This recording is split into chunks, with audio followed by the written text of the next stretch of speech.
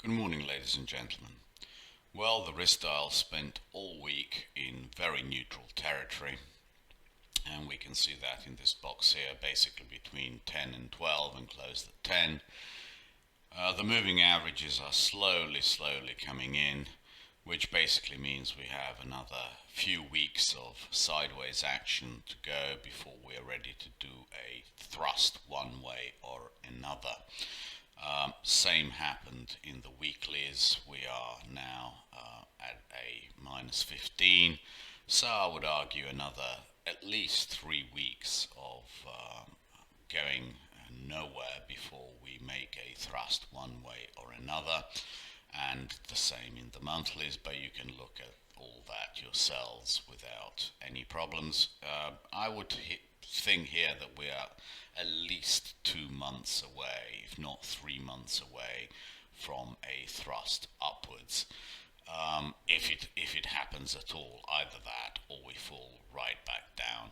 So to me, the next 2 or 3 weeks, or even month or longer, are going to be indecisive before we are ready to move from TLT to something else or stay in TLT. Let us now attempt to marry the technicals with the fundamentals.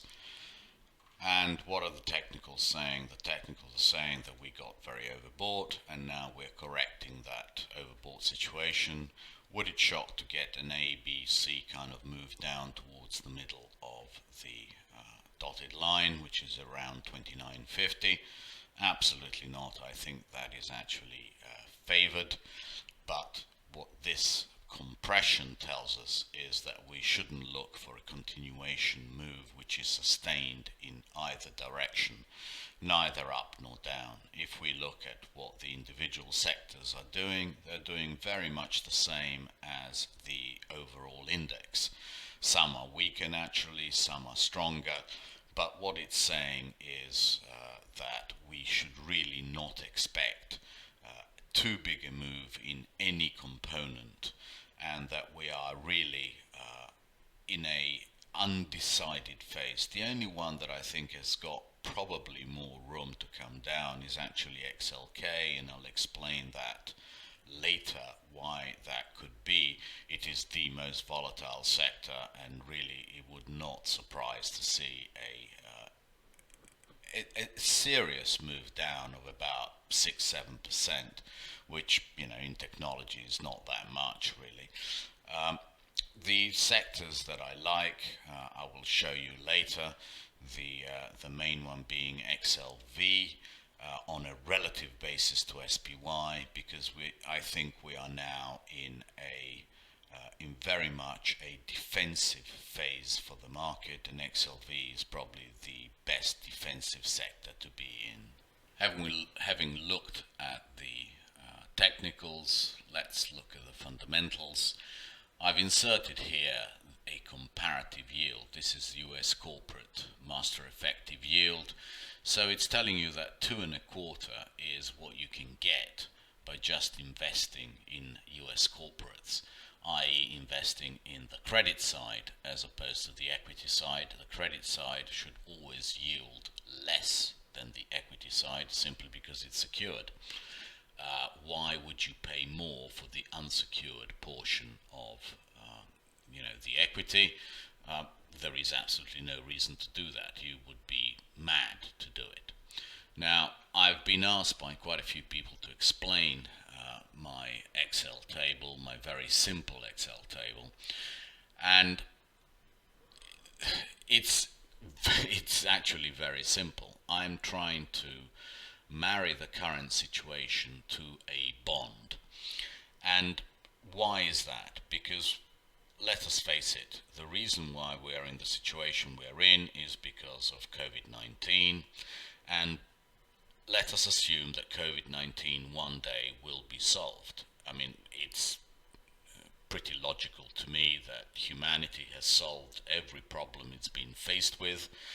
Pandemics come and go, and the fact that they go means that we go back to normality at some stage. Now, the question is, when does that happen?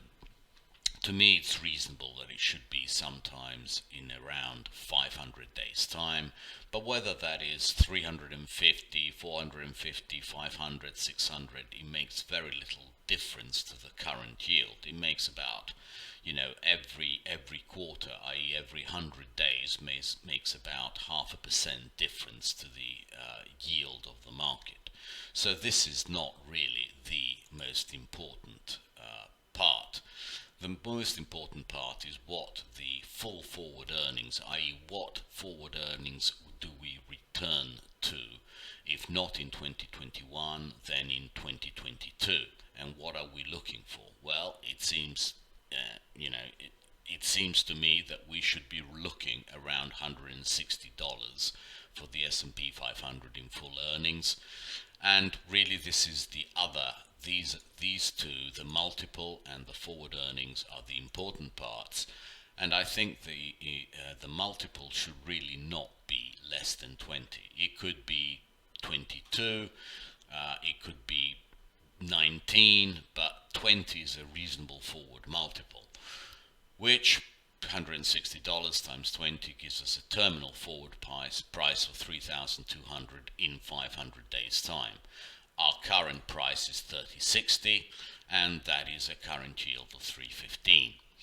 Now, is 3.15 enough to get me to buy equities as opposed to the 2.25 that I can get for the simple debt? To me, it's not. To me, something like 29.55 is a much better level, around 5.5%. That's twice as much as I can get for the debt, and that is the level that I think makes sense. If we now get to 28.64, which is, I'll go through it, that is 7.5%. Now, unless you believe that these numbers are going to change dramatically, that is very much a yield that you want to buy, 7.5%, and therefore 28.64 to me at the moment is very much the bottom of the range. 29.55 to 28.64 are the levels. Now, everyone is always surprised when they see what happened here in this area, and I'm not surprised at all. Why did I get hugely bullish when the Fed intervened? Is because I knew that these yields were going to come back down towards the lows. Immaterial whether that's 2.25, 2.5, it really doesn't matter that much. When we were at 2,400 in the S&Ps, it was obvious that you were getting over double-digit yields, and that could not last, that people sooner or later would buy the hell out of it. Now, worst case scenario, what do we have here? We have something like 140, and that takes us down to 2,800. But for us to start expecting 140 in a year's and a half time, we really need to have some major news, something which triggers some sort of a panic, and we just don't have those inputs at the moment, so it's unreasonable to expect it to happen. Don't worry about the 10% chance 99% of the time. That is silly. What you have to work out is what is the median expectation, and the median expectation is now for 160 in about a year and a half's time, and that will give us 3,200. So buying 28.64 or 29.55 is a reasonable thing to do. Having fundamentally established where value lies, it always pays to look at the forward earnings Blue Angels and see how they marry together. My argument has been for several weeks now that we need to consolidate these levels between 28.64 and this 3,200 level, where you have absolutely zero yield. Why would you want to own S&Ps here? It makes no sense. And therefore, we know that the economic surprises are positive. We know that people are getting bullsed up because they're positive, but they're buying zero yield. We need time for these expectations to turn up, and I would argue that that is several weeks or even several months, excuse me, before we are ready to start making new highs on the move. It is not going to be a short-term process. This is going to be a long time, something like here in 2019 when we traded sideways in a 200-300 point range for months on end. Having established value, having established a macro environment, having established what yields make sense, let's see what the market is telling us, what the yield curve is telling us about the short-term momentum of the market. This chart has not changed for me for months now. Above 53, we're in a bullish phase for risk, i.e. the yield curve, since it's anchored at 2 years. It steepens when everything is great and people want more risk, and basically flattens when people want less risk. We tried above 53, we failed. 75 would be very bullish. Above 75 we are screaming higher in the S&Ps. Here we've decided no, we don't belong up there. We come back to the neutral range, and now I think we're stuck for quite some time between 35 and 53. Since we're up here, the likelihood is more than we come down towards the 35 area, then we start screaming up. And that tells me that the risk reward, the bias, will be probably to the downside in risk for the next several weeks. But as you can see, it's a very tight range, and that marries with my belief that we are going to be in a tightish range in the S&Ps for quite some time. And it's not just the US that's saying that, it's all developed bond markets.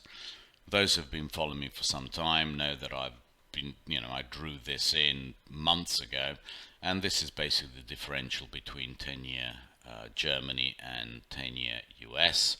It's been basically in a 125, 101 range. What do you want to do? A 20 basis point range is nothing in bonds, and it continues to be right smack in the middle of that range. Doing not a lot. Basically, every time it gets to 120, people sell it. Every time it gets to 110, people buy it. So really, it's an effective 10 basis point range, which is basically saying that all the markets have very high levels of, they move together. Now, how long is this going to last? Well, for the foreseeable future. What would I need to see to get very concerned? I would need to see this breaking 100. If I see this level being broken, that means that there is a substantial part of risk off which is unfolding, and that would signify to me that the levels in the S&Ps were likely to break on the downside, i.e. I would not be so sure anymore that 2864 holds it. I would have thought there would be a high likelihood that 2864 gets broken on the downside, and when that happens, it's always a 7-8% move. It never stops very close to 2864. It goes right through it. So that is what I'm looking at, but I see absolutely no reason why this range should be broken in the short term, and this is fundamentally makes sense. How much more negative can bonds go? So when there is very steep risk off, well, you buy the thing with yield, i.e. you buy the 10-year US bond. It's not happening. Nothing much to look at here, which to me says that we are in a period of stability. If we look at the most volatile part of the curve, which is 20 years plus, TLT, this is a weekly chart. What's it doing? Absolutely nothing. It's trading around this very important 162 level. Above it it's slightly bullish, below it is slightly bearish, with very, very good support around 148.90. I mean, I'd love to see it there. I'd love to buy it there, but I don't think I'm going to get the chance.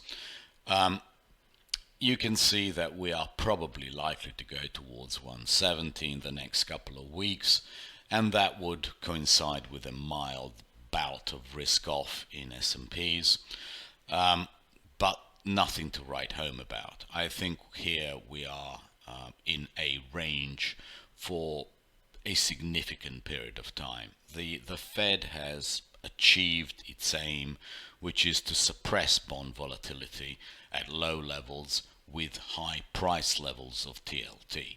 When that happens, it anchors the value of other assets, as I showed you in the in the Excel chart.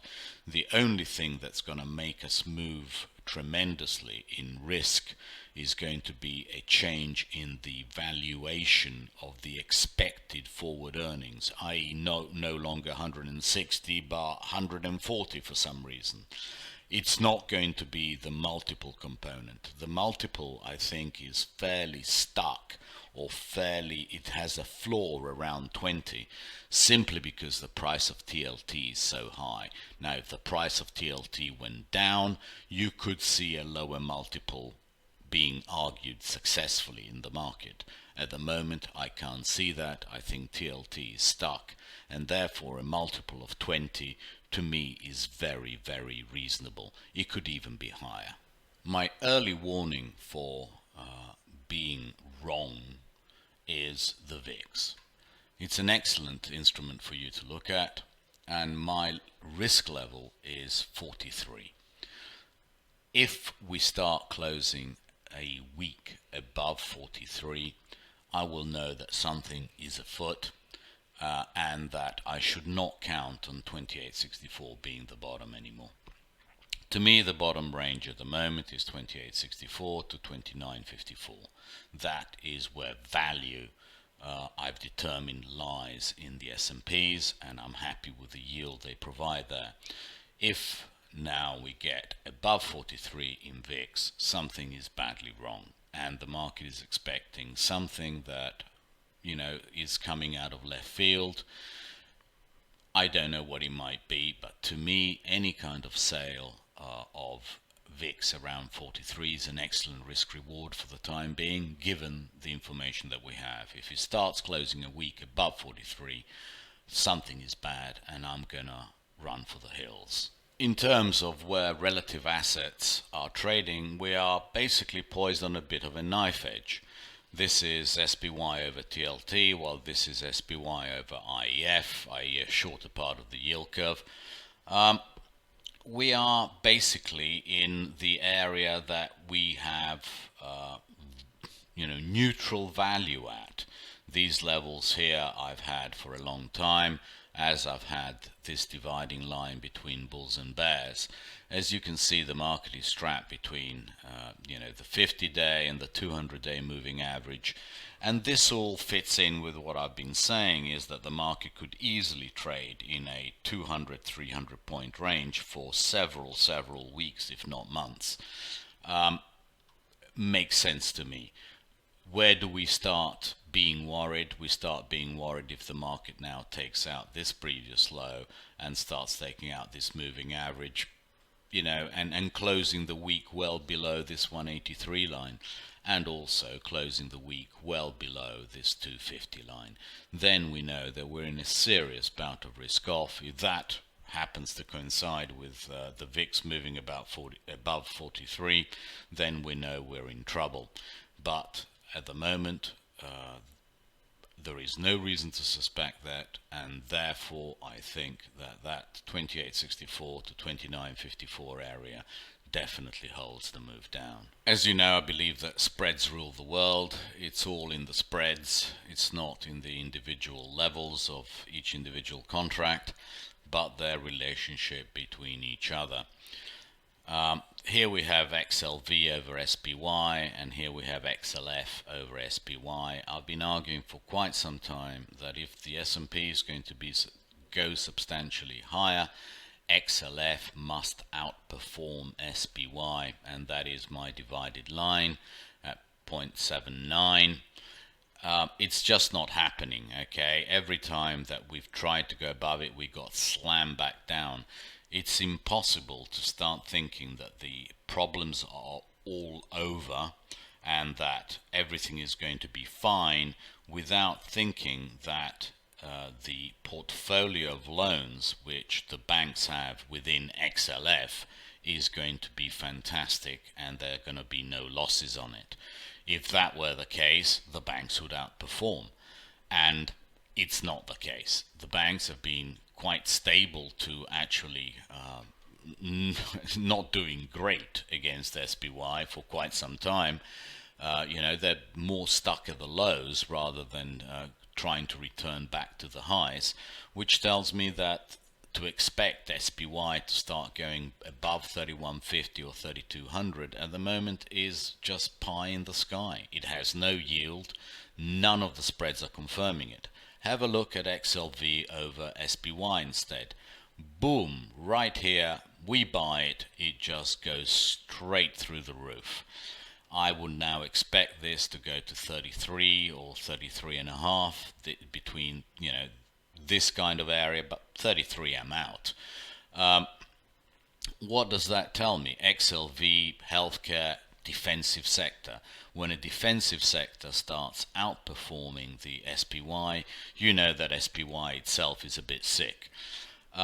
We've seen what the yield is. We've seen where value lies. It's just not a great call to expect SPY now to start going down some.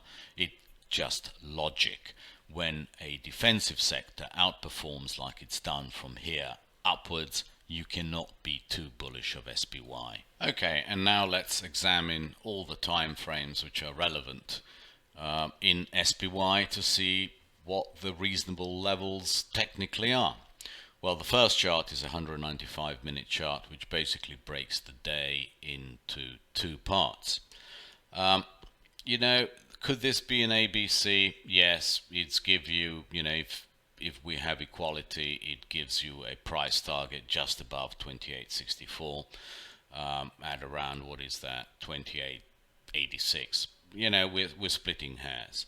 But basically what this is telling me is that the market gapped, tried to go back through the gap. It couldn't, it just failed because there's no yield here, there's no value, and therefore the market is slowly coming back towards this area of value at the moment, which we showed you why its value both technically and fundamentally around 29.55, 29.54 to 28.64. This to me is the area of value. We can come and fill up some gaps. This is where mathematics says you should buy it. If we look at a daily chart, to me, although we closed at 30.97 here, but we all know that we are here. We are right on top of this red moving average, which to me is very important. I think on Monday we break it and we come down to where the bottom Bollingers are. It's going to take quite some trading here between 30.27 and 29.54 before we can break 29.54, if we're ever going to break 29.54. So to me the value in the next couple of days is in the early part of the week is trading between 30.27 and 29.54. That's going to be value for a bounce and then probably back down to 28.64. That's what my short-term reasoning is. If we look at the weekly chart, well, you can see that we are not in any kind of a trend. We have the compressing Bollingers in everything, in the dailies, the weeklies, and also in the monthlies, and therefore it's reasonable to expect the market to range trade between where it has yield and where it has no yield. I really do not expect the market to start going too far below 28.64. Explained it why. Unless VIX starts going above 43, and then I don't know what's going on, and when I don't know what's going on I tend to get out. But if we have a look at the monthly chart, really you can see that this is where the confluence is, 29.55. Would it be surprising to see it come back down there? Absolutely not. We were so close to a ridiculous level up here. You can see every time we break through the monthly Bollinger, the top of the monthly Bollingers, we come straight back down. You cannot sustain it. Therefore, risk reward at the moment is to be somewhere around the 29.55 area. It doesn't take a genius if you look at the individual shares to show you the ones that are in a bullish setup and the ones that are dragging the market. Apple, Microsoft, Amazon, Facebook, they're all trending up. And you look at the really important stocks too, like JPM, nowhere, just going sideways. Berkshire Hathaway, no way, Google much less going up. J&J, P&G, CAT, T, 3M, going nowhere, basically trading a few ticks either side of the center of the Bollinger Bands and the important moving averages. So really the market will do what these 3-4 stocks do. Would it really shock you to have Apple back at 325? Would it shock you to have Microsoft back at 180? Would it shock you to have Amazon back at 2,400? Still in bull trends, all of them, if that were to happen. Just a minor retracement. Well, I would argue to you that if that minor retracement happens, you still get a big move in the S&Ps down towards that 28.64 to 29.54 area. If those are the stocks that matter and that could easily come back 7-8%, giving us the levels that we're looking at in S&Ps, well, let's look at them in the NDX. It's well above, it's well above the monthly Bollinger Band. It doesn't last. Look, wherever you look, you'll see that we're pullbacks, and therefore a pullback to below 9,800 should not surprise. If we get that, I think my argument would be that we see that 29.55 without any problems, and probably see the 28.64 on a bit of a panic. But those at the moment are in fundamental buy levers where yield absolutely justifies holding equities over credit, because the spread is definitely good enough. I wanted to leave you with the dollar. Nothing has really changed apart from the fact that now these Bollinger Bands are beginning to contract. We tried the bottom of the range, we failed. We're going back towards the middle. 98.54 to me is almost certain to trade next week. Could we be trading even 98.90? It's a possibility, but really anywhere around 98.50 is a level, maybe 10-20 ticks higher is a level to start looking for it to come back down, and that is a high risk reward area to trade. I think it makes perfect sense to try and pick up some puts when that happens.